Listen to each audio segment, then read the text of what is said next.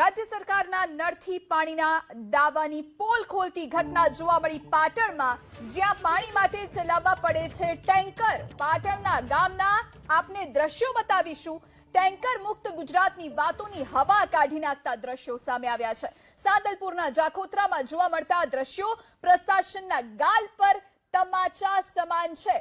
એક તરફ રાજ્યના વિકાસની વાતો કરવામાં આવે છે, બીજી તરફ જાખોત્રામાં પીવાના પાણીની સમસ્યા વિકરાળ બની છે તે આ દ્રશ્યો કહી રહ્યા છે।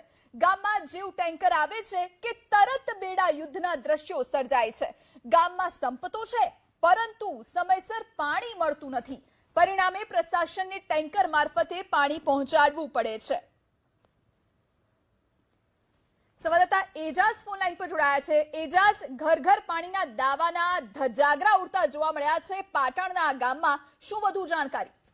જે ચોક્કસથી જણાવી દઉં કે પાટણ જિલ્લાના જે છેવાડાના વિસ્તાર છે, રાધનપુર, સાંતલપુર, સમી તાલુકાના અંદર ભર ઉનાળાની શરૂઆત થતાની સાથે પાણીની બૂમરાડ ઉઠતી હોય છે, ત્યારે વારંવાર સ્થાનિક લોકો દ્વારા રજૂઆતો કરવામાં આવતી હોય છે, ધારાસભ્ય સહિત પાણી પુરવઠા કલેક્ટર સહિતના રજૂઆત, પરંતુ જે નગરોળ તંત્ર છે આ દિન સુધી આ છેવાડાના વિસ્તારોમાં પાણી પહોંચાડ્યું નથી અને નલ સે જલની જે દાવા કરી રહ્યા છે તે ખાલી કાગળ પર જ દેખાતા હોય છે।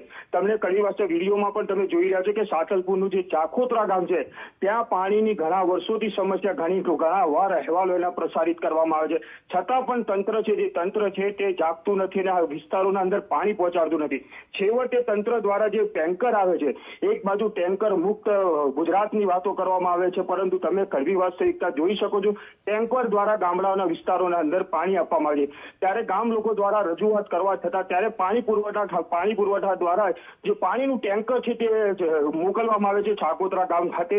ત્યારે તમે જોઈ શકો છો કે જે જાખોત્રા ગામ ખાતે પાણીનું જે ટેન્કર છે તેના પર લોકો ચડી ગયા છે, તેના અંદર પાણીની પાઇપો લબડાઈ છે, સાથે નીચે પાણીના બેડા, સિન્ટેક્સના ટાંકા સહિતની કે જેવી રીતે પાણીની લૂંટ એવા દ્રશ્યો દેખાઈ રહ્યા છે। એટલે સાથે વાત કરવામાં વારંવાર તેના ધારાસભ્ય છે લવિંગજી ઠાકોર દ્વારા પણ સીએમ તેમજ પાણી પુરવઠામાં રજૂઆત કરવા છતાં આજ દિન સુધી આ સમસ્યા હલ થઈ નથી। છેવટે છેલ્લે વાત કરવામાં આવે કે હમણાં જે ઇલેક્શન લોકસભાનું પટ્યું છે ત્યારબાદ સૌથી વધુ લીડ છે રાધનપુર સાંતલપુર તાલુકાના અંદરથી મળી છે, તેને લઈને પણ લવિંગજી ઠાકોર દ્વારા સીએમને પત્ર લખવામાં આવ્યો હતો કે આ વિસ્તારના અંદર જે પાણીની આરોગ્યની તમામ જે સેવાઓ છે તે પૂરતી થતી નથી, તેને પૂરી પાડવામાં આવે। એટલે હાલ તો શરમજનક બાબત કહેવામાં આવે કે ત્યાં ભાજપ શાસિત ધારાસભ્ય છે હોવા છતાં પણ આજ દિન સુધી જે પાણીની સમસ્યા છે દૂર થઈ નથી। જિલ્લાના વહીવટીતંત્ર 100% નલ સે જલની યોજના પૂર્ણ બતાવે છે, પરંતુ આ કડવી વાસ્તવિકતા તમે જોઈ શકો છો કે આજ દિન સુધી આ છેવાડાના વિસ્તારના અંદર હજી સુધી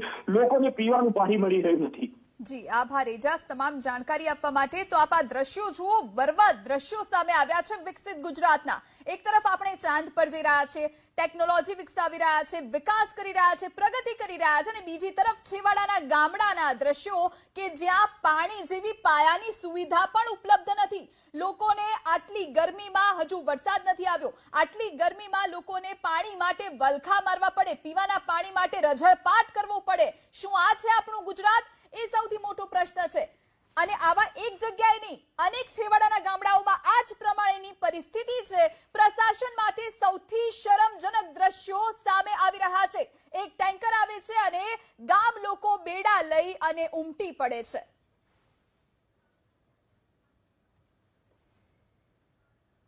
મહત્વના સમાચાર પ્રાપ્ત થઈ રહ્યા છે। દિલ્હીના મુખ્યમંત્રી